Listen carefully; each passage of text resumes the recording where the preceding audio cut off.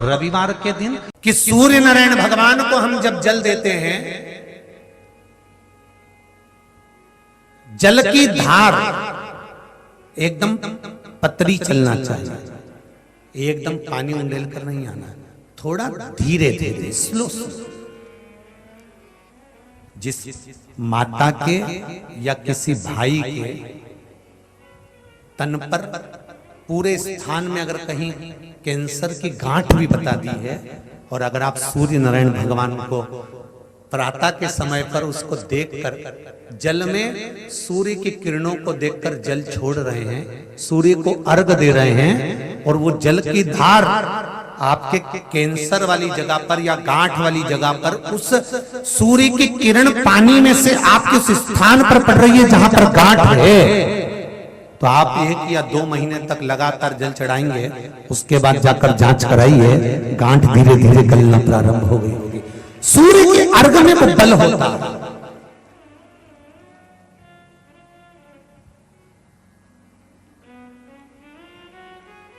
एक लोटा जल आप चाहे शंकर को चढ़ा रहे हो, चाहे सूर्य को अर्घ दे, जल जल है, जल की बड़ी महत्वता है। क्यों लोग कुरुक्षेत्र के मैदान में सूर्यग्रहण में स्नान करने जाते हैं, चंद्रग्रहण में स्नान करने जाते हैं? क्यों लोग यमुना जी और गंगा जी में स्नान करने जाते हैं? क्यों लोग कुंडों का स्नान करते हैं, बावड़ियों का स्नान करते हैं? क्यों लोग जाते हैं मानसरोवर? इस जल का महत्व क्या होता है? इतने ये जल की महत्वता का वर्णन किया है। क्यों जल की इतनी महत्वता कही गई? आपको कहा था त्रिजुगी नारायण कोई जा रहा हो तो वहां से जल बुलवा लो, कैंसर के मरीज को पीना प्रारंभ कर देना चाहिए, रोग ठीक होने लगेगा। कोई अटक कर बोल रहा है, तोतला बोल रहा है, तो केदारनाथ जी जाओ, तो सरकारी हॉस्पिटल के पास में ओम कुंड है, वहां का जल बुलवा लो, वाणी ठीक हो जाती है।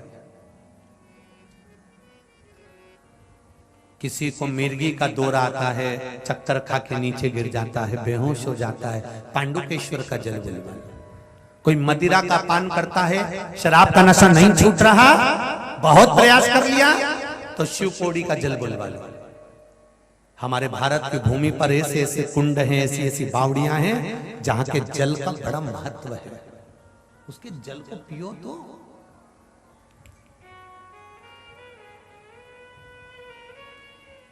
पर लोग भगवान पर विश्वास कब करते हैं मालूम है?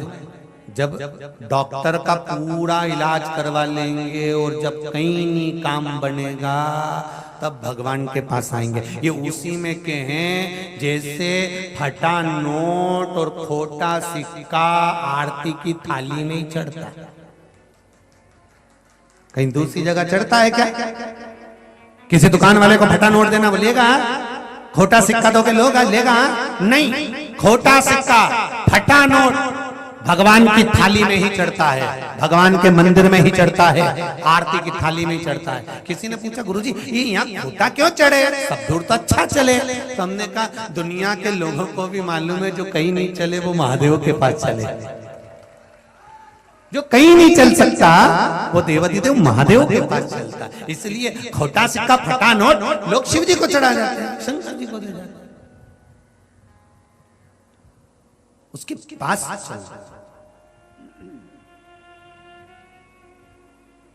तुम तो पूरा मेडिकल लगा लो, डॉक्टर की सारी दवाई लो, सारी जांचें कराओ, उसके बाद में जब तुम थक जाओ, जब किसी से फिर नहीं बने, तब उस देव अधिदेव महादेव के पास जाओ और उसके पास बैठकर विश्वास के साथ 1 लोटा पानी चढ़ाकर दिल से उसको कहकर आओ, फिर देखा जाएगा अब औषधि लगती है कि नहीं लगती है। बाद में विश्वास करना शंकर जी पे, पहले सब पे कर लो, तुम्हारी मर्जी पड़े जिस जहां तुम्हारा मन पड़ जाए वहां चले जाओ, सबके धो के आओ, फिर आखिरी में शिव जी के पास जाना, क्योंकि मनुष्य आखिरी में वहीं जाता है, फिर वहां से वापस भी नहीं आता। जो शंकर का हो गया फिर उसको कहीं जाने की जरूरत नहीं पड़ती, फिर शंकर जी कहते हैं अब तुझे भटकने नहीं दूंगा, बहुत भटक लिया। तुम खुद देखो ना, आखिरी में लोग शंकर जी के पास जाते हैं। शमशान कौन जीते जी जाता है? किसी का अगर वो तो कोई मरे नहीं तो लोग शमशान भी नहीं जाए, कौन जाएगा?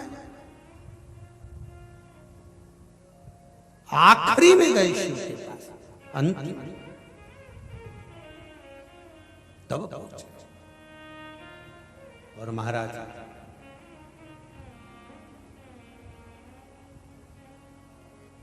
मैंने तेरे ही भरोसे, ओ बाबा तेरे ही भरोसे, हवा बिच उड़ती जावांगी, बाबा डोर अतो छठी नामे कटी जावांगी, भोले मैं तेरी पतंग, शंभो मैं तेरी पतंग, हवा बिच उड़ती जावांगी, बाबा डोर हतो छठी नाम कटी जावांगी। महाराज पीला चंदन बेलपत्री के दोनों पत्ते पर, लाल चंदन बीच वाले पत्ते पर, शिव मंदिर में जाकर जहां पर शिव मंदिर में ये शिवलिंग है, ये जलाधारी है, ये माता पार्वती का हस्त कमल है जहां शिवलिंग रखा है, ये भाग है, राइट में गणेश जी, लेफ्ट में कार्तिकेय जी, बीच में अशोक सुंदरी है। समझते ना सब लोग? ऊपर से जो बूंद बूंद पानी गिर रहा है, शंकर भगवान की 5 लड़कियां हैं, जया, विषहरा, शामरी बारी, दौतली और देव। शंकर भगवान के 13 बच्चे हैं, उस 13 बच्चे में से 5 कन्याएं शिव जी के ऊपर है। पांचों का नाम आप सब बोलेंगे, जया, विषहरा, शामरी बारी, दौतली और देव। ये शिव जी की 5 लड़कियां जो शिव जी के ऊपर एक एक बूंद पानी गिरा रही हैं। जो जलाधारी लगती है वो शिव जी की 5 बेटियों के नाम से लगती है। शंकर भगवान की 6 नंबर की बेटी अशोक सुंदरी है। जहां से जल बहता है बीच में एक मोटी सी लाइन रहती है, वो शिव जी की छोटी लड़की है अशोक सुंदरी। जहां शिवलिंग रखा हुआ है, गोल जो भाग होता है वो माता पार्वती जी का हस्त कमल। राइट में गणेश जी, लेफ्ट में कार्तिकेय जी, जहां से पानी बह रहा होता है। पानी गिरने के बाद में जितनी दूर तक मंदिर के फर्श से निकलकर जितनी दूर तक जाता है, वहां 33 कोटि देवी देवताओं का निवास होता है। इसलिए शंकर जी के जल को लांघा नहीं जाता।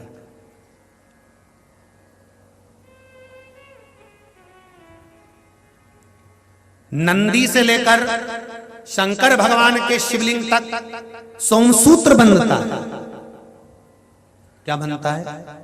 सोमसूत्र।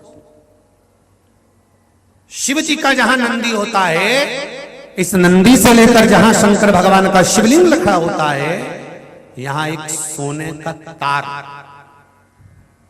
जो प्राण प्रतिष्ठा करने वाले होते हैं ब्राह्मण जन, वो बताते हैं कि यहां से वहां तक एक सूत्र डलता है, सोमसूत्र, नंदी से शिवजी तक। क्यों?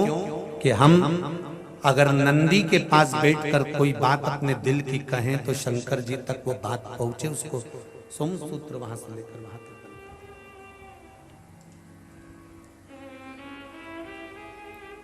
अब तो प्रतिष्ठा के समय पर सोने की वो तार डालते कि नहीं डालते वो पता नहीं, पर शिव मंदिर का नियम है, छोटा सा भी अगर शिव मंदिर बना रहे हो, बड़ा भी बना रहे हो, तो नंदी से लेकर शिवलिंग तक एक सूत्र डलना चाहिए, सोने का तार, वो भूमि के अंदर ही होना चाहिए।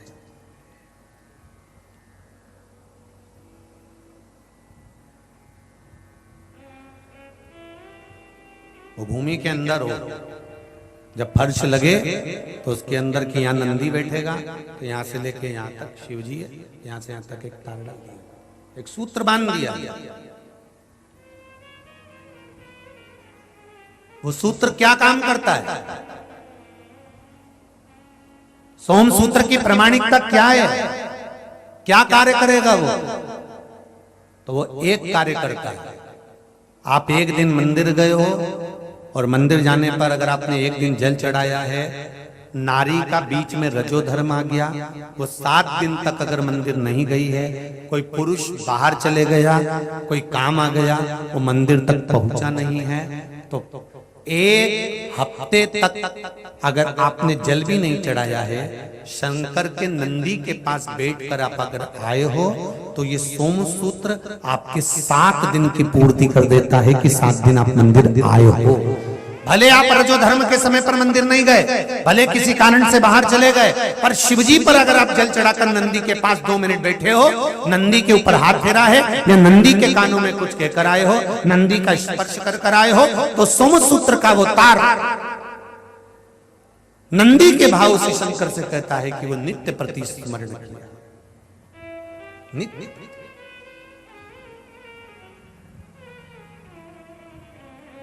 महाराज तो बेलपत्री दोनों में पीला चंदन, बीच में लाल चंदन, और जो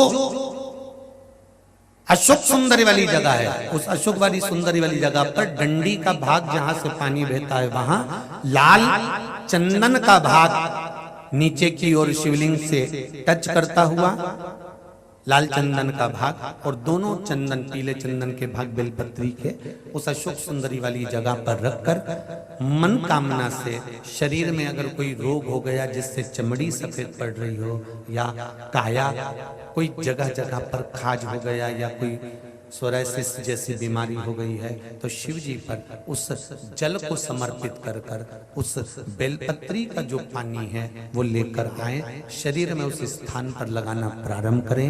धीरे धीरे लगभग 15 से 20 दिन तक अगर क्रम करा और श्री शिवाय नमस्तुभ्यम का जाप किया, ये निश्चित है काया अपने रूप में आना प्रारंभ हो जाती है। निश्चित उच्चारण एक ही करना है आपको उस समय पर जल चढ़ाते समय, षडाक्षर मंत्र का उच्चारण। षडाक्षर मंत्र को सब बोलेंगे साथ में, चालू हो जाइए। ओम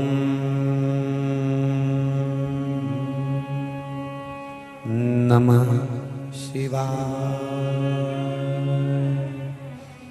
ओम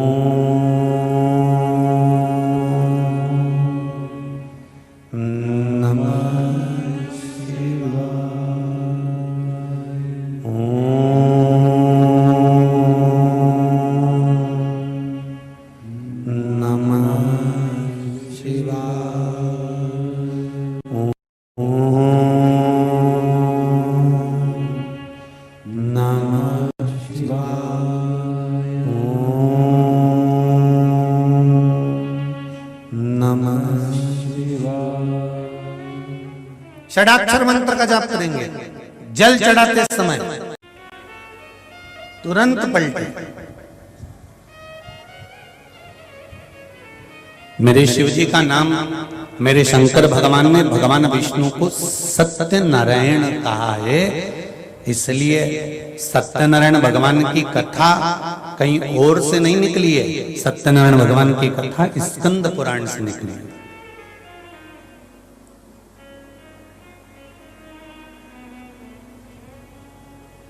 स्कंद पुराण और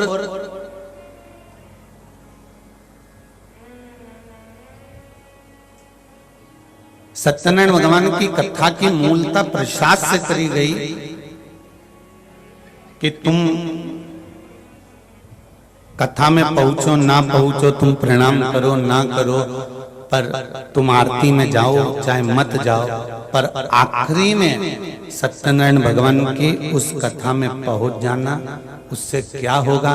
तो उसमें जो प्रसाद मिलेगा, प्रसाद का मतलब होता है प्रसाद, प्रभु का साक्षात दर्शन। अर्थात हाथ में तेरे जब वो पंजेरी आएगी तो वो पंजेरी नहीं है, तेरा मन भगवान की मंजीरी स्वयं बन जाएगा और तू प्रसाद के रूप में भगवान का दर्शन कर पाए, स्वयं भगवान का दर्शन।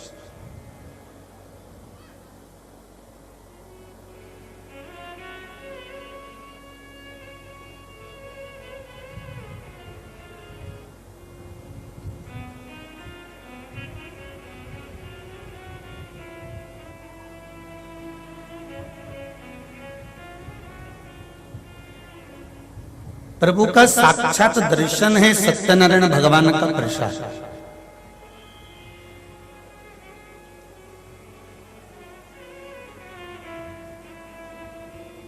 सत्यनारायण भगवान की कथा किस किसने सुनी है? जरा हाथ ऊंचा करो।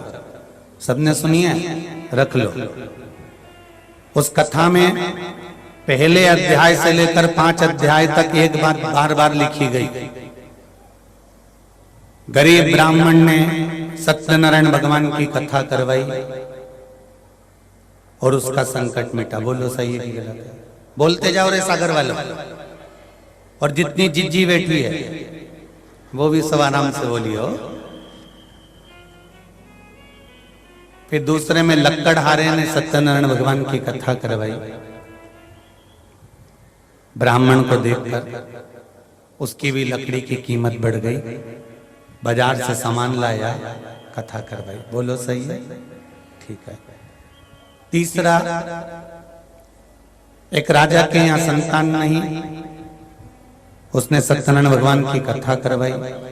एक सुंदर कन्या का जन्म हुआ। कन्या का नाम कलावती रखा क्योंकि भगवान की कला से पैदा हुई थी। सत्यनारायण भगवान की कथा को भूल गया, दुख पाया, भटकता रहा। फिर बाद में बाजार गया, दूसरे गांव गया, दुख भोगा। राजा की पत्नी ने सत्यनारायण भगवान की कथा करवाई। ठीक है। फिर अध्याय में आगे बढ़े तो राजा वापिस आ रहा था, उसकी परीक्षा सत्यनारायण भगवान ने ली। नाव में पत्ते भरे हुए हैं, लता पत्र भरा हुआ है, कहकर झूठ बोला। फिर पत्नी ने सत्यनारायण भगवान की कथा करवाई। फिर आखिरी में एक भील सत्यनारायण भगवान की कथा कर रहा था। राजा वहां पहुंचा, प्रणाम नहीं करा, प्रसाद नहीं लिया, वापिस चल गया, बर्बाद हो गया। फिर सत्यनारायण भगवान की कथा को प्रणाम करा।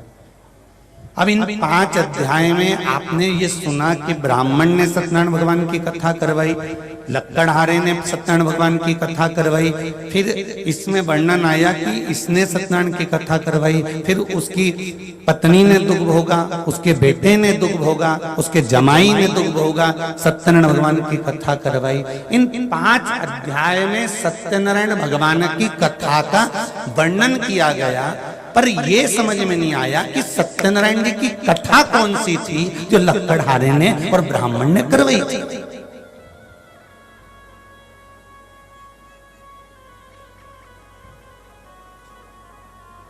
बोलो री जी हाँ। ब्राह्मण ने सत्यनारायण भगवान की कथा करवाई, लक्कड़हारे ने सत्यनारायण भगवान की कथा करवाई, कदली मेवा का भोग लगाया, पूजन। पर सत्यनारायण भगवान की कथा है कौन सी? जिसको लक्कड़हारे ने करवाया था, जिसको ब्राह्मण ने करवाया था, जिसको राजा ने सुना था, जिसको उसके जमाई ने सुना था, और नाव लता पत्र भरकर, तो वो सत्यनारायण की कथा कौन सी थी? तो स्कंद पुराण कहती है वो सत्यनारायण भगवान की कथा कोई दूसरी नहीं थी। भगवान ब्रह्मा और विष्णु ने जो शिवलिंग की उत्पत्ति करी थी, उस शिवलिंग का और छोर देखने के लिए दोनों गए थे। पाताल में मेरे भगवान पहुंच गए थे, उनको भगवान के चरण नहीं मिले थे, तो ब्रह्मा जी के सामने उन्होंने सत्य कह दिया था, इसलिए भगवान शंकर ने उनका नाम सत्यनारायण रख दिया था। ये सत्यनारायण भगवान की मूल कथा का सार तत्व है।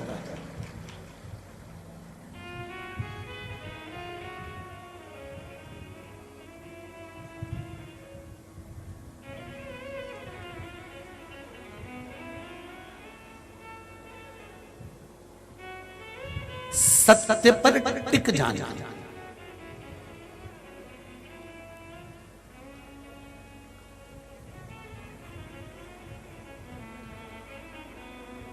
सत्य पर अड़ जाना और उस सत्य के बल पर परमात्मा का दर्शन हो जाना, यही सत्यनारायण भगवान की कथा का फल है। हाथ में जब हम भगवान सत्यनारायण जी का प्रसाद लेते हैं तो उस प्रसाद को लेने का सार्थत्व केवल इतना है कि हम भगवान नारायण जैसे सत्य नारायण बने हैं, उनका प्रसाद ग्रहण कर कर हम भी अपने जीवन में सत्य को उतारें। जब जीवन में सत्य आ जाएगा तो शिव मिल जाएगा, और शिव मिल गया तो जीवन सुंदर हो जाएगा। सत्यम शिवम,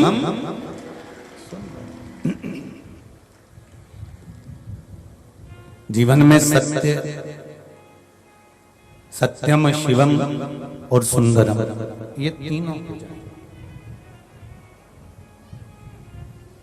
सत्य की प्रधानता को जानिए।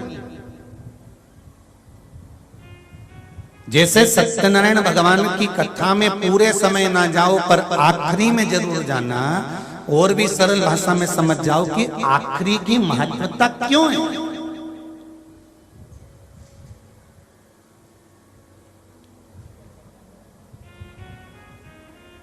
ये दुनिया के लोग इंतजार क्यों करते हैं कि 7 दिन की शिव पुराण पूरी होगी तो हम तो आखिरी दिन जाएंगे। भागवत 7 दिन की पूरी होगी तो हम आखिरी दिन जाएंगे।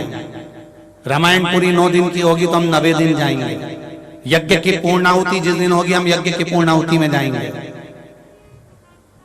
ये सारी दुनिया के लोग पूर्णाहुति में क्यों जाना चाहते हैं? ये सारी दुनिया के लोग पूर्णता में क्यों जाना चाहते हैं? ये सारी दुनिया के लोग आखिरी में क्यों जाना चाहते हैं? इनको जाने का कारण क्या है? क्योंकि ये सब समझदार, इनको मालूम है अपने यहाँ कोई बियाई जी आ जाए, अपने यहाँ कोई सगा जी आ जाए, अपने यहाँ कोई रिश्तेदार आ जाए, अपने यहाँ मौसी जी आ जाए, नाना जी आ जाए, मामा जी आ जाए, काका जी आ जाए, अपन इनको खूब लड्डू पेड़ा गुलाब जामुन खिलाते हैं, खूब प्रेम से रखते हैं, खूब आनंद में रखते हैं। पर जब बियाई जी जाए, सगा जी जाए, मामा जी नाना जी जब जाने लगे, जब जाने का समय होता है, तभी नाना जी जेब में से फिर पर्स निकालते हैं और 500 का नोट निकाल के छोरा छोरी को देते हैं। नाना जी रोज देते हैं क्या? अरे बोलते जाओ जरा जम के, नहीं। मौसी रोज देगी? नहीं। काका जी रोज देंगे? नहीं। बुआ जी रोज देगी? नहीं। फूफा जी रोज देंगे? नहीं। पर जब जाने लगेंगे, आखिरी में जब जाने लगेंगे, तो तुम अपनी बुआ बहन बेटी को कुछ दोगे, मामा जी काका जी फूफा जी जिन जा रहे होंगे उनको कुछ दोगे, और वो तुमको कुछ देंगे। मतलब तुम्हारे यहाँ का जीवन की एक लीला भी कहती है कि ये जो लेन देन होता है ये आखिरी में होता है। उसी तरह शिव महापुराण की कथा कहती है, बचपन गया जाने दो, जवानी गई जाने दो, अधेड़ी गई जाने दो, पर बुढ़ापा आखिरी का है। इसको ऐसे मत गवा देना। इसी बीच में परमात्मा तुझे कुछ दे देगा और तू उसको कुछ दे देगा और जिंदगी संवर जाएगी। अंतिम बिंदु को संभाल। शंभू भराव करिए, उससे भराव नहीं आ रहा। अंतिम बिंदु को संवारना है।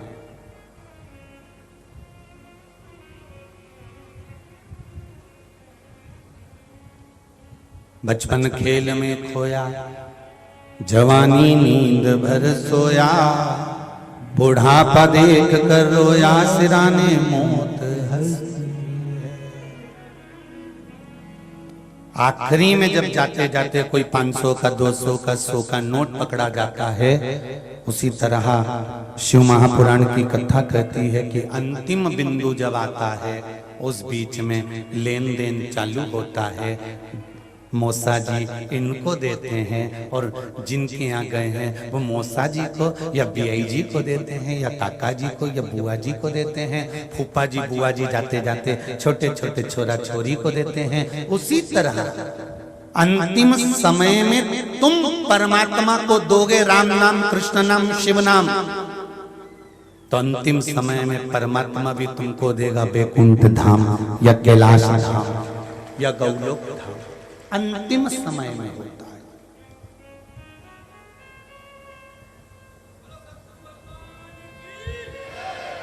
और ये अंतिम समय का जो खेल है, इसको समझना बहुत जरूरी है हमारा।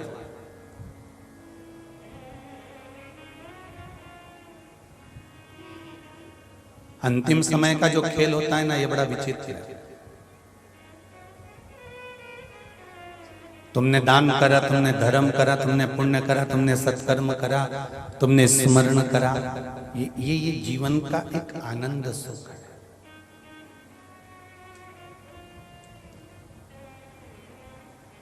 आज मेरे को केसरवानी जी बता रहे थे, गुरुजी यहाँ पर जो पानी की व्यवस्था चल रही है, एक ब्राह्मण परिवार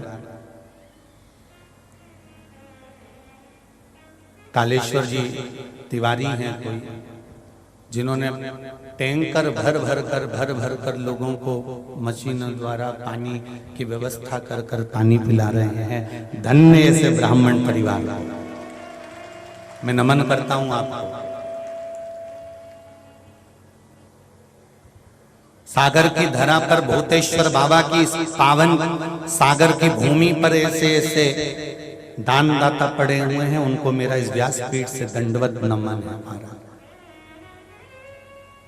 फिर बताया कि कोई एक अग्रवाल परिवार है, श्रीमती चंदा श्रद्धा जी अग्रवाल, जिन्होंने बड़ा बाजार रामबाग मंदिर से 2-2, 3-3 बसों को लगाकर रखा है मात्र भक्तों को छोड़ने के लिए और ले जाने के लिए। ऐसे अग्रवाल परिवार को भी नमन करता हूं।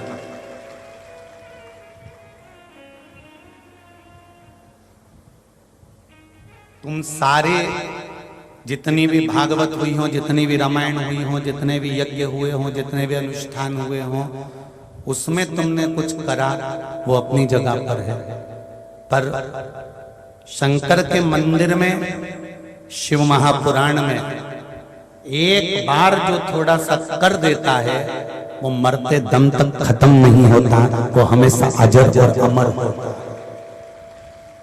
शिव को अमरनाथ कहते हैं, शंकर भगवान को अमर तत्व कहते हैं।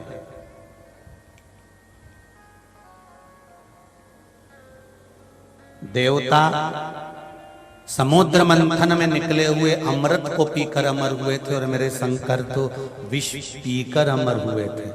संसार में कोई ऐसा है जो विष पीकर अमर होता? मेरा महादेव बिल्कुल उल्टा, बिल्कुल विपरीत, एकदम विपरीत था।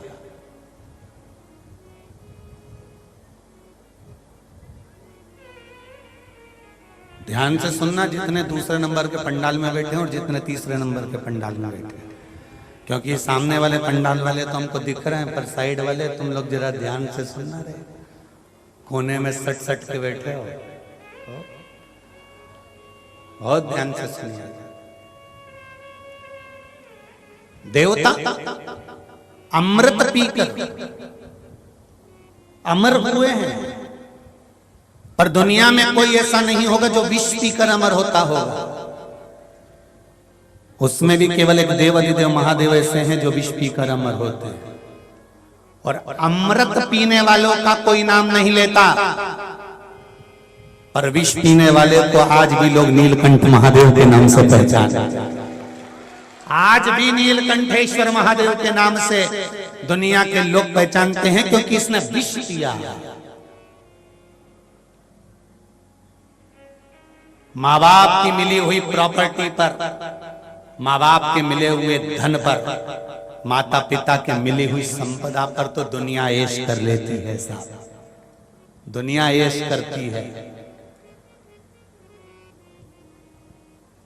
पर जिसके पास में ना माँ बाप ने धन दिया हो, ना प्रॉपर्टी दी हो, ना सत्ता दी हो, छोटी सी काम कर कर, छोटा सा काम करते करते करते करते करते करते करते करते जब वो उन्नति की सीढ़ी पर चढ़ता है, इसी को कहते हैं नीलकंठेश्वर महादेव। इसी को कहते हैं, इसी को नीलकंठेश्वर महादेव कहते हैं, जो कर्म से पीछे नहीं हटा, अपने कर्म में लगा रहा, काम करते करते करते करते छोटे से काम को भी करता करता करता। ये जरूरी नहीं है कि आप बहुत बड़ा काम करें, आप छोटे से काम को भी करते करते करते करते जब उन्नति की सीढ़ी पर बढ़ जाएं, उन्नति की सीढ़ी पर चढ़ जाएं, तब समझ लेना कि आप कोई दूसरे नहीं हैं। पिता माता, जो माता पिता ने ढेर सारी संपदा दी, जिसके पास में ढेरों प्रॉपर्टी थी, ढेरों जमीन थी, ढेरों जायदाद थी, उन्होंने अपने बच्चों को दे दिया, बच्चों ने उसको पालन पोषण कर कर चार चांद लगाए। ये अपनी जगह पर है। पर जिन माता पिता के पास में कुछ भी नहीं था, उन्होंने अपने बच्चे को केवल एक चीज दी है, विद्या रूपी धन दिया, और विद्या का धन देकर कहा कि तू अच्छी पढ़ाई कर ले, अच्छी विद्वत का धारण कर ले, तू अच्छा पढ़ ले। एक माता पिता और एक स्कूल का शिक्षक, टीचर, ये दोनों बड़े गजब होते हैं। माता पिता भी अपने बच्चों से कहते हैं पढ़ाई कर लो जिंदगी बन जाएगी, और शिक्षक भी कहते हैं पढ़ाई कर लो जिंदगी बन जाएगी। पर जब हम छोटे रहते हैं ना, तो हमें माँ बाप के शब्द भी अच्छे नहीं लगते हैं, और जम के बोलो टीचर के शब्द भी अच्छे नहीं लगते। पर जब हम स्कूल कॉलेज से निकल जाते हैं, और जब हमारी जिंदगी की लाइफ को हम आगे बढ़ा रहे होते हैं, तब हमारे माँ बाप के शब्द और हमारे टीचर के शब्द हमें बार बार याद आते हैं। वो कहते थे थोड़ा पढ़ ले तो अच्छा बन जाएगा, थोड़ा पढ़ ले तो जिंदगी बन जाएगी। पर हमने उनको हल्के में लिया।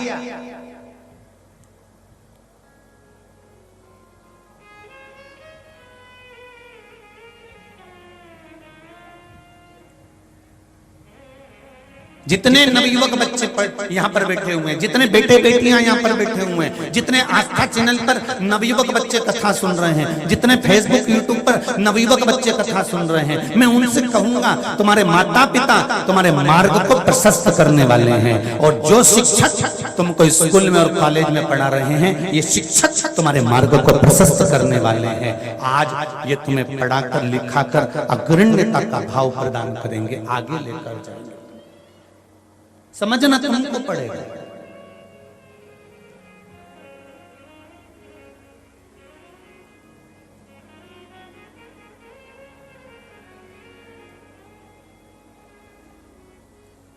अमृत पीने के बाद तो लोग भले कह दें कि इसने अमृत पिया है, यह अमर हो गया है, पर विष पीने के बाद अगर कोई अमर हो रहा है तो ये देवाधिदेव महादेव ही है, उसके सिवाय कोई दूसरा।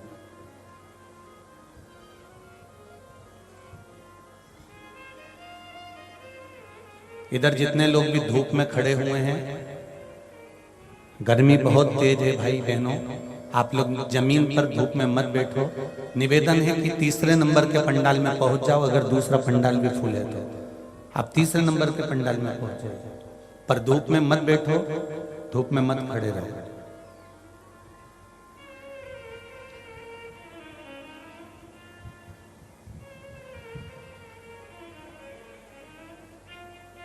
भक्ति, स्मरण, चित्तवृत्ति, भगवान का गुणगान, ये जीवन की सार्थकता है।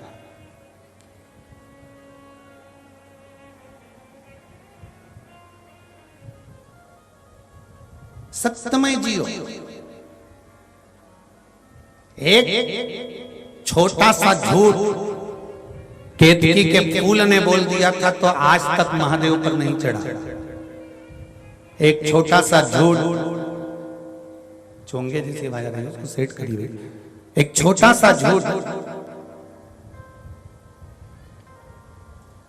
गौ माता ने बोल दिया था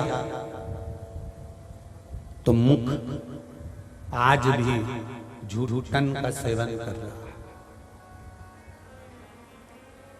अच्छा ईमानदारी से बोलना रे जीजियों, और जितने भाई बहन यहाँ कथा सुन रहे हैं, और जितने आस्था चैनल पर कथा सुन रहे हैं, जितने फेसबुक यूट्यूब पर सुन रहे हैं, तुम्हारे हृदय पर हाथ रखकर बोलना, तुमको मालूम है कि गौ माता में भगवान बसते हैं, तुमको मालूम है कि 33 कोटि देवता इस गौ माता में बसते हैं, तुमको मालूम है कि इसमें देवी देवता बसते हैं, तुमको मालूम है कि गौ माता पूजनीय है, तुमको मालूम है कि इसमें भगवान का वास होता है, तुमको मालूम है कि इसको प्रणाम किया जाता है, तुमको मालूम है कि गौ माता की पूंछ पकड़कर पार लगाया जाता है, तुमको मालूम है कि बेतरनी तरने के लिए गाय की पूंछ का पकड़कर दान किया जाता है, तुमको मालूम है कि सारी दुनिया में गौदान से बड़ा कोई दान नहीं है। उसके बाद भी, इतना ज्ञान होने के बाद भी घर की जो झूठन निकलती है तो भी तुम गाय को ही क्यों देते हो?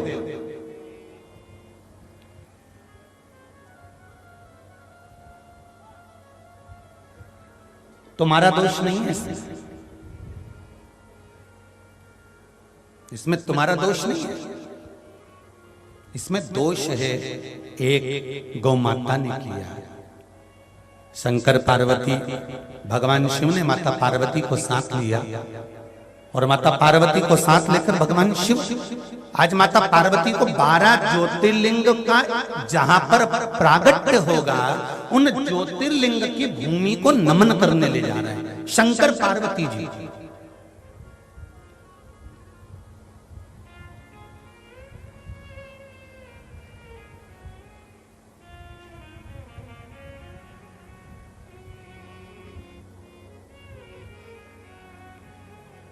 मकान बनाने से पहले मकान का भूमि पूजन क्यों होता है?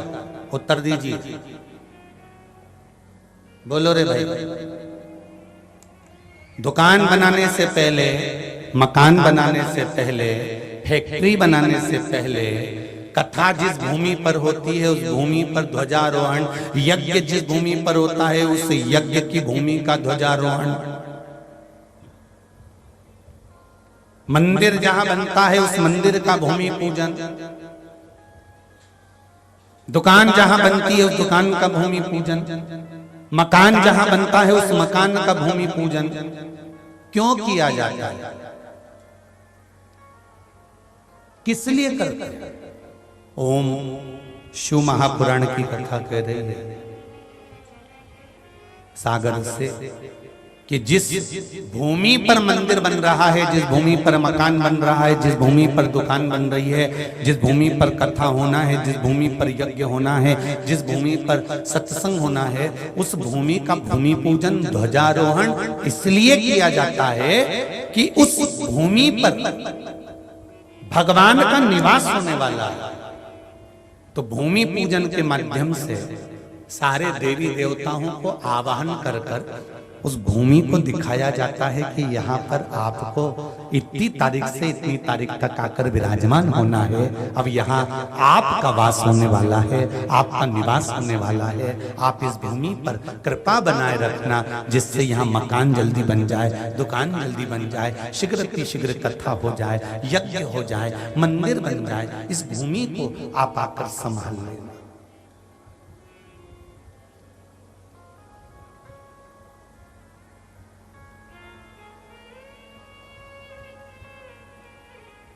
शंकर भगवान माता पार्वती को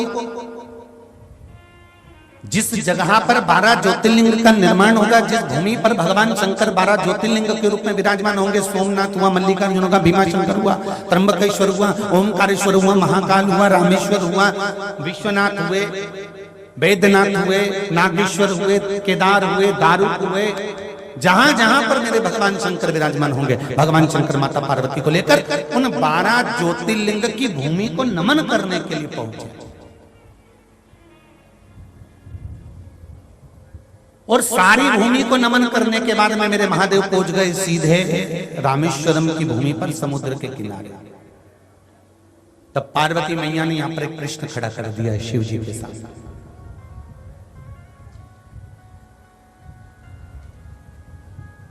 पति और पत्नी, इन दोनों का जो संवाद होता है, यदि पत्नी और पति का अगर संवाद होता है तो संवाद में अगर धर्म की चर्चा होती है तो ये निश्चित है कि गर्भ से होने वाली संतान भी धर्ममय ही होगी। ये निश्चितता, निश्चितता।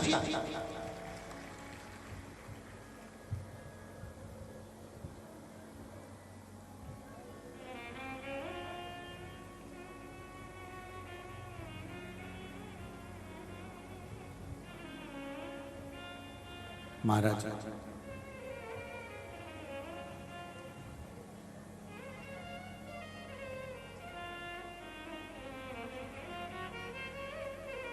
जिससे एक तेज हवा चलती है तो वो चली हुई हवा मौसम बदल देती है। गर्मी पड़ रही हो ठंडक ला देती है, कई बार ऐसी हवा चलती है कि पानी को खींचकर पानी बरसा देती है।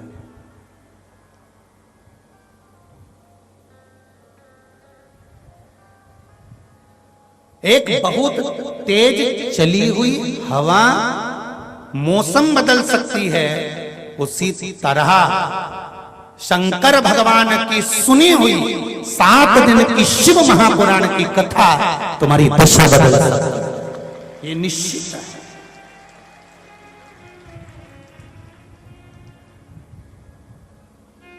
हवा मौसम बदलने का बल रखती है और शिव महापुराण की कथा तुम्हारी दशा बदलने का बल रखती है।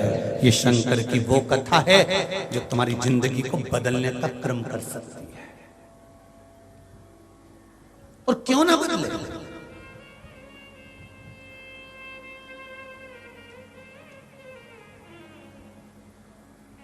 पार्वती मैया प्रश्न करती है शिव जी, होता है दशा कैसे बदलती है? पत्रों में देखो वर्णन किया गया है।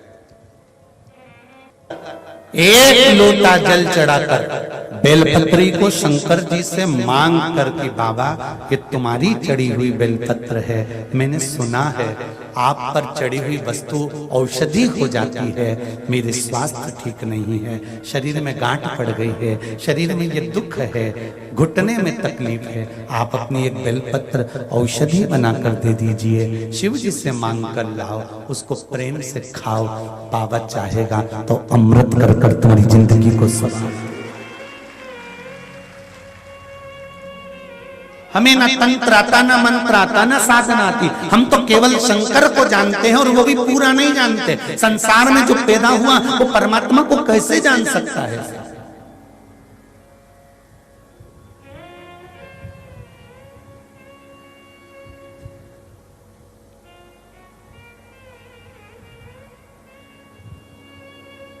पत्रों का ढेर लगा हुआ है, ढेर पत्र आप लोगों ने भेजे हैं। अब इतने पत्रों का स्मरण कथाओं में करना कठिन है, परंतु फिर भी जो देवाधिदेव महादेव की कृपा भक्ति है वही तो आप लोगों ने लिखा है। तेरा ही दिया मैंने खाया पिया है, तेरा शुक्रिया है, तेरा शुक्रिया है। हम तो कहेंगे अगर श्री श्याम बाबू केसरवानी ने अगर ये कथा करवाई है और उनके 5 पुत्रों ने इस कथा के आयोजन को रखा है, तो श्याम बाबू केसरवानी पर कहीं इनके परिवार पर शंकर जी की करुणा हुई और आपके द्वारा शिव की स्तुति हुई, इसलिए कहीं यह कथा।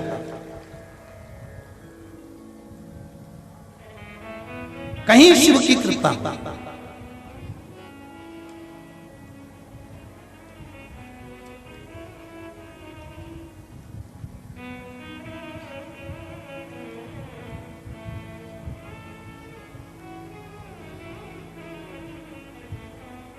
और धन्य ऐसे माँ बाप और धन्य ऐसे पुत्र और पुत्र वधुएं जो आगे रहकर इस पावन शिव महापुराण की कथा में अग्रण्य भाव से, और सागर वालों आपको भी धन्यवाद है जो बसें लगा रहे हो, पानी की व्यवस्था कर रहे हो लोगों को।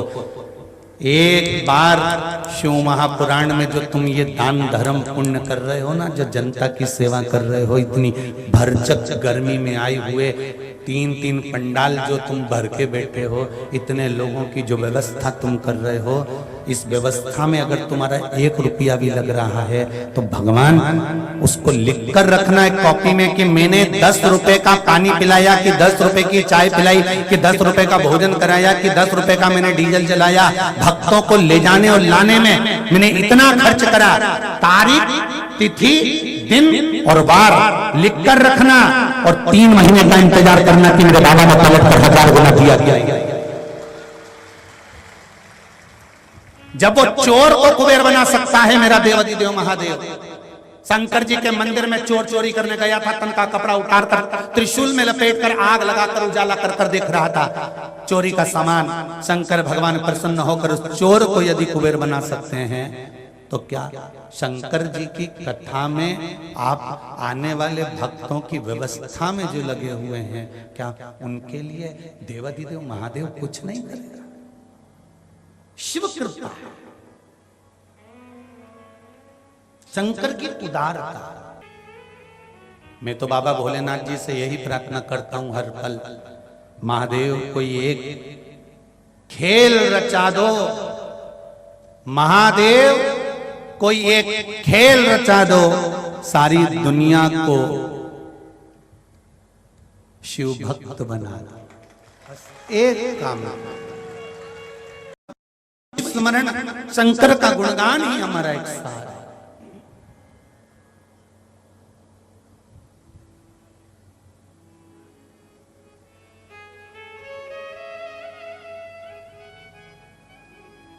पार्वती जी ने कृष्ण खड़ा कर दिया शिव जी के सामने। 12 ज्योतिर्लिंग की भूमि पर जहां शंकर भगवान का प्रागट्य होगा, जहां ज्योतिर्लिंग शिवलिंग जहां पर प्रकट होगा, ऐसे 12 ज्योतिर्लिंग की भूमि को घूमने के बाद उस भूमि पर पहुंचे हैं रामेश्वर धरा। कथा तो आप टीवी पर सुन लोगे, जो दूर रहने वाले हैं वो टीवी पर कथा सुने चलता है, पर आपके क्षेत्र में अगर कथा हो रही हो फिर निवेदन करेंगे, जैसे शंकर भगवान पार्वती को लेकर 12 ज्योतिर्लिंग की भूमि को प्रणाम करने गए थे। क्यों? पार्वती जी ने पूछा कि यहाँ आने का फल क्या है? शंकर भगवान कहते हैं, जिस धरा पर तीर्थ का निर्माण होगा, जिस धरा पर कथा का निर्माण होगा, जिस धरा पर मंदिर का निर्माण होगा, जिस धरा पर संत साधु सन्यासी तपस्वी साधक उपासक और शिव भक्त जहां पर जाकर बैठेंगे, उस भूमि को मात्र छू लेना, उसकी रज मस्तक पर चढ़ जाना, यही जीवन का सबसे बड़ा कल्याण है। कितने बैठे हो? हजारों लाखों में आप लोग आए हो।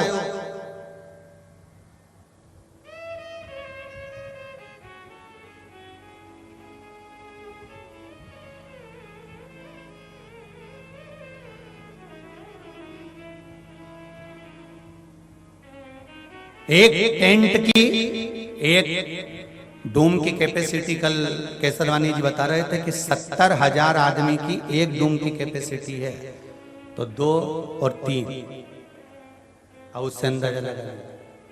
अब इतनी संख्या में आप आए हो और इतनी संख्या में बैठकर आप शंकर का नाम ले रहे हो। प्रत्येक व्यक्ति एक साथ में एक जगह बैठकर श्री शिवाय नमस्तुभ्यम या नमः शिवाय या पंचाक्षर मंत्र या षडाक्षर मंत्र ओम नमः शिवाय, इतने सारे भक्त एक साथ शंकर का नाम लेते हैं। लेने के बाद जब वो चलते हैं, चलकर उनके पांव की धूल जब उड़ती है, सिर पर चढ़ती है, तो कितना भी पापी से पापी भी जीव होगा वो भी परमात्मा का भक्त बन जाता है।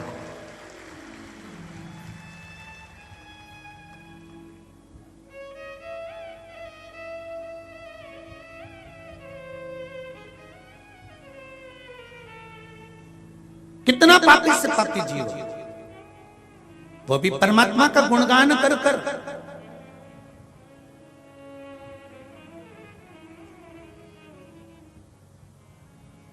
इस पंडाल के अंतर्गत से जब तुम निकल कर जाओ, अरे भगवान कृष्ण की कथा भागवत किस किसने सुनी है? जरा हाथ उठाओ तो। अरे बहुत बढ़िया, धर लो धर लो। हमने तो सुना है सागर को वृंदावन कहते हैं। हमने तो सुना है सागर को वृंदावन कहते हैं। एक बिहारी जी का मंदिर वृंदावन में है तो दूसरा बिहारी जी का मंदिर हमारे सागर में है।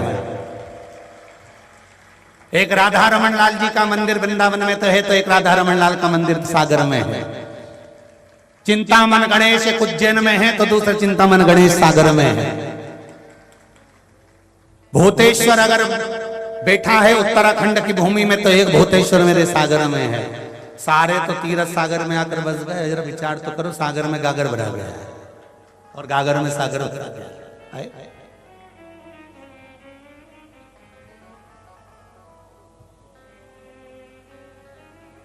भागवत जी आपने सुनी है? तो उस भागवत जी में आपने एक प्रसंग सुना होगा कि भगवान कृष्ण गैया चराने चले। बोलो सही है?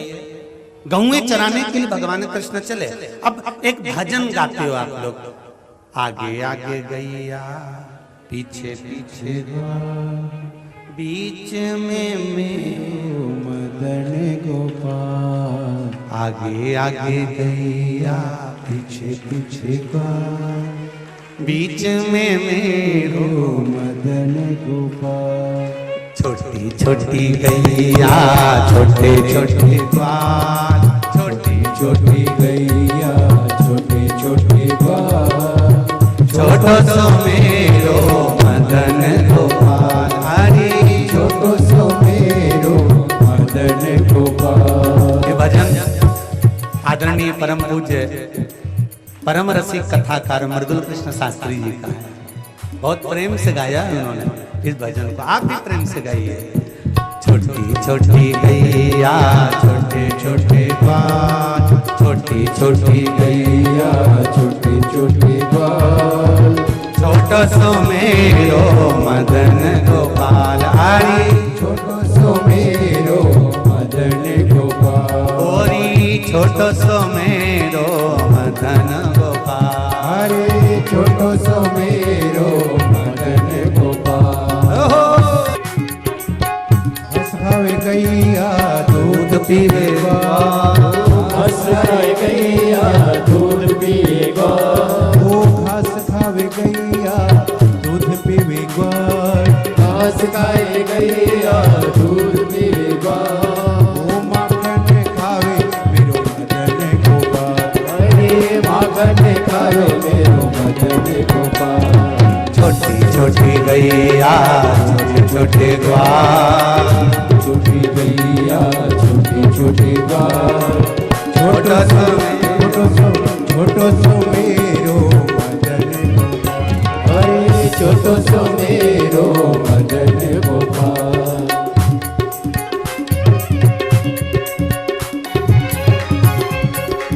आगे आगे गैया पीछे पीछे ग्वाल, आगे आगे गैया पीछे पीछे ग्वाल।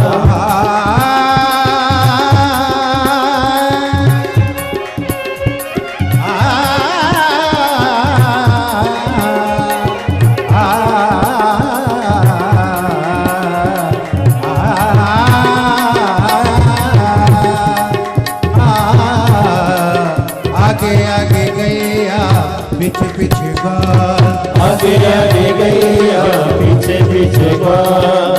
बीच में मेरो मदन गोपाल। हरे बीच में मेरो मदन गोपाल। छोटी गैया छोटी छोटी ग्वाल, छोटी गैया छोटे छोटे ग्वाल। छोटो सो मेरो मदन गोपाल। हरे छोटो सो मेरो मदन गोपाल। छोटी गैया छोटे छोटे ग्वाल, छोटी गैया छोटे छोटे ग्वाल।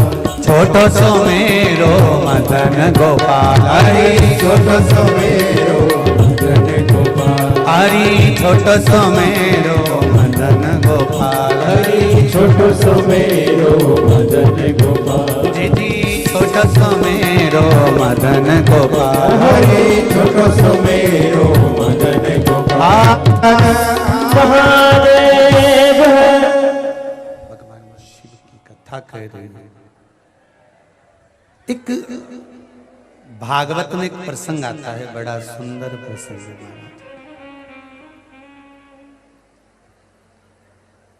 पहले सभी शिव महापुराण के मूल मंत्र का स्मरण करेंगे और अपने दिल की बात शिव जी से कहेंगे। श्री शिवाय नमस्तुभ्यं, श्री शिवाय नमस्तुभ्यं, श्री शिवाय नमस्तुभ्यं, श्री शिवाय नमस्तुभ्यं, श्री शिवाय नमस्तुभ्यं। अपने हृदय की बात बाबा से कहो, बाबा मेरे मन की मनोरथ पूर्ण करना। सुना है तेरी कथा में बैठकर जो मांगा जाता है वो तू पूर्ण करता है, तेरी कृपा से मिला। भागवत में एक सार आता है कि आगे भगवान गाय को लेकर चल रहे हैं, पीछे भगवान कृष्ण चल रहे हैं। कारण शिव महापुराण की कथा कहती है कि गौ माता के चरण के पीछे कृष्ण के चरण। ये गाय चराने जा रहे हैं तब की बात। और जब चराकर वापिस आते हैं मेरे कृष्ण, तब कृष्ण पीछे नहीं रहते। भगवान कृष्ण बंसी बजाते हुए आगे चलते हैं और गाय बछड़े सब पीछे पीछे चले आते हैं। दोनों में क्या अंतर है कि जब मेरे ठाकुर, जब मेरे कृष्ण आगे आगे चलते जाते हैं और पीछे पीछे गाय बछड़े चलते जाते हैं, तो मेरे भगवान के चरण जो रज पर पड़ते हैं, धूल पर पड़ते हैं, भूमि पर पड़ते हैं, गाय के खुर के द्वारा वो धूल उड़ती है और उड़कर सारे वृक्षों पर, लताओं पर, पशु पर, पक्षी पर जमती है। तो उन लता पशु पक्षी का भी कल्याण हो जाता है उस भगवान के चरण की रज से। उसी तरह नजदीक में अगर शिव महापुराण की कथा हो तो ये भगवान से प्रार्थना करना कि मैं कैसे भी उस कथा तक पहुंच जाऊं। इतने शिव भक्त आएंगे, उनके चरण की रज जब मेरे मस्तक पर चढ़ेगी तो मेरा कल्याण तो वैसे ही हो जाएगा। वैसे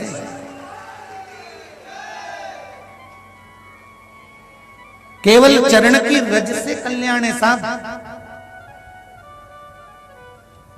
और जितने भी आए हो ना यहाँ पर कथा सुनकर जाओ ना, तुम्हारे शरीर पर अगर रज लग गई हो, धूल लग गई हो इस शिव महापुराण की, तो घर जाकर थोड़ी सी झड़ा देना।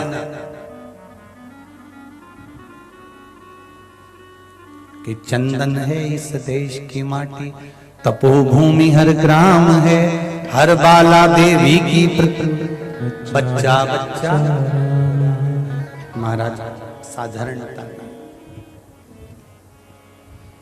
पार्वती जी ने शिव जी से प्रश्न किया कि ये धरा पर आप मुझे लेकर आए हो,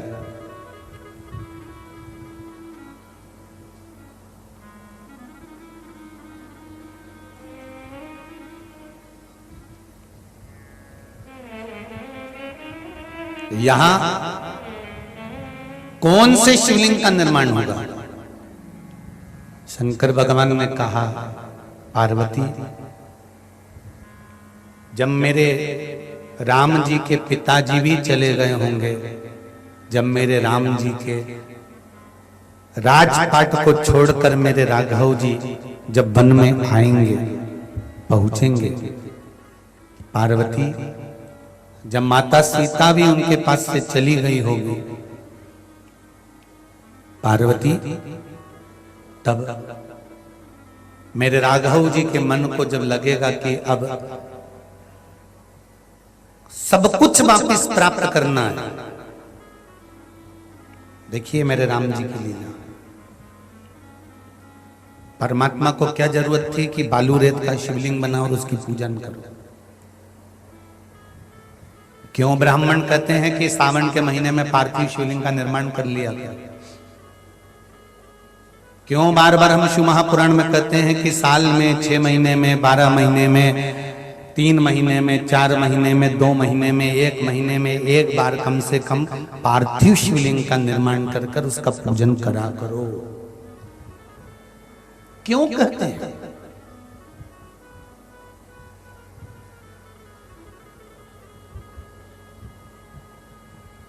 क्या मिलता है पार्थिव शिवलिंग का पूजन करने से? तो कोई पूछे ना राम जी महाराज से कि आपने पार्थिव शिवलिंग का निर्माण क्यों करा, रामेश्वर धाम की स्थापना क्यों करी, पार्थिव शिवलिंग का निर्माण कर कर उसकी पूजन क्यों करी?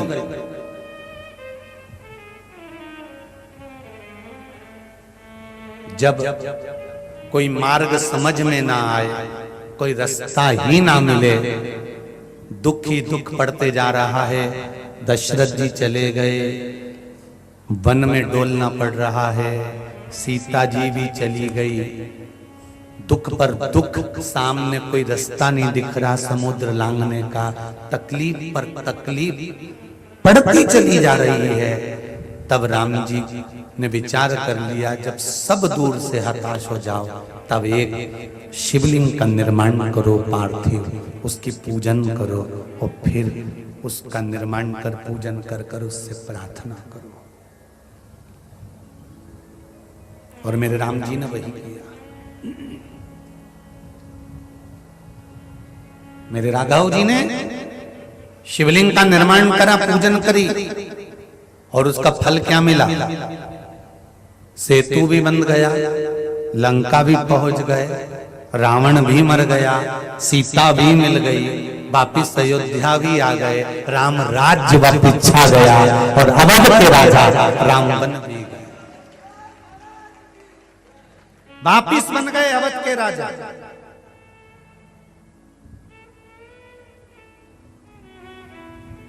पर शंकर भगवान ने एक शब्द मेरे राघव जी को कहा था, मेरे राम जी को कहा था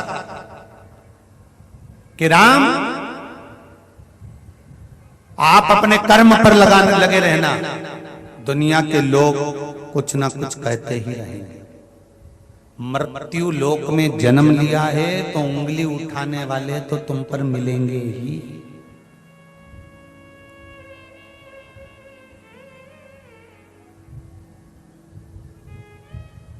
लोग भगवान को नहीं छोड़ते तो तुमको और हमको छोड़ेंगे।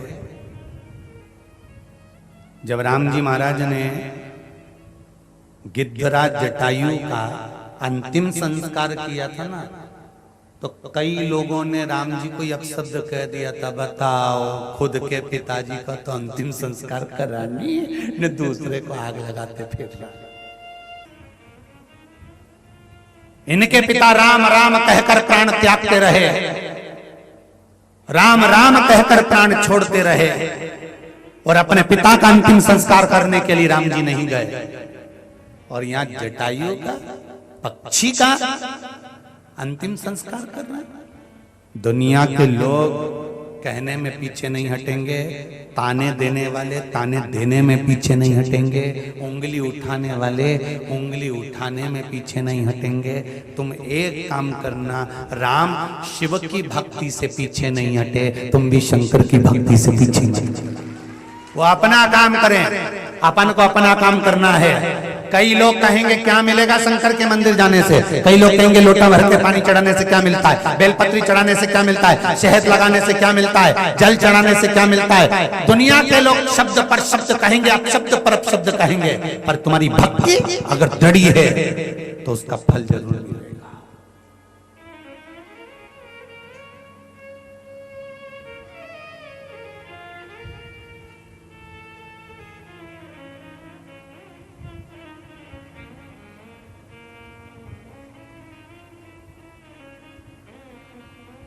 उंगली उठाने वाले उठाते रहेंगे, अपशब्द कहने वाले कहते रहेंगे। तुम अपनी भक्ति पर ध्यान दो, आप शिव भक्ति पर ध्यान दो। उनका काम है आप पर उंगली उठाना, आप पर आरोप लगाना, आप पर शब्द कहना।